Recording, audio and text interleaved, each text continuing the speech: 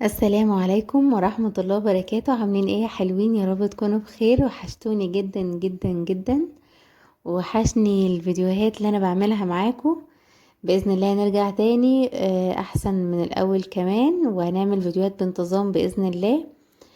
حاول ان انا ما اقطعش معاكم يعني ونتأخر بالدرجة دي. انا لما بغيب ما بغيبش كده وخلاص، بغيب عشان اخطط، عشان افنن.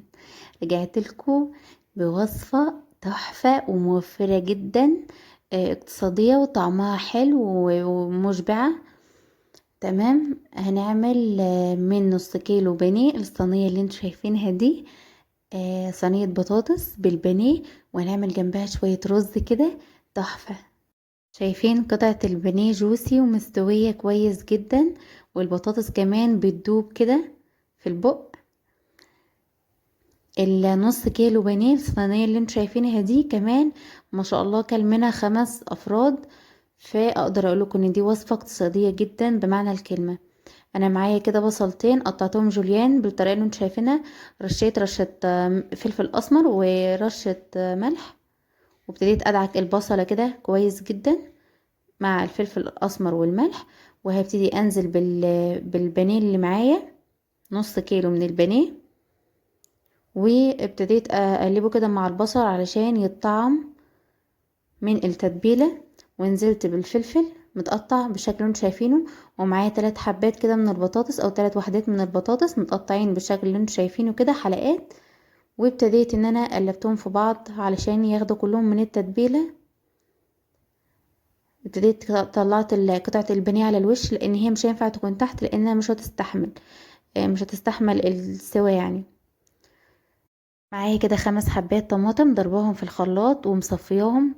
وبعدين نازله عليهم بمعلقه صغيره من فلفل اسمر، بهارات فراخ، بابريكا، ربع معلقه صغيره من الكمون، ما نكترش عشان ما يمررش الاكل معانا، معلقه كبيره صلصه. وابتديت ان انا ملحت الصلصه بتاعتي دي وقلبتها كويس جدا، ونزلت بيها على صينيه البطاطس بتاعتي. اديها تقليبه كده علشان اضمن ان الصلصه وصلت لكل اجزاء الصينيه بتاعتي. وكده تمام. واهم حاجه بس تتاكدي انت ظابطه الملح.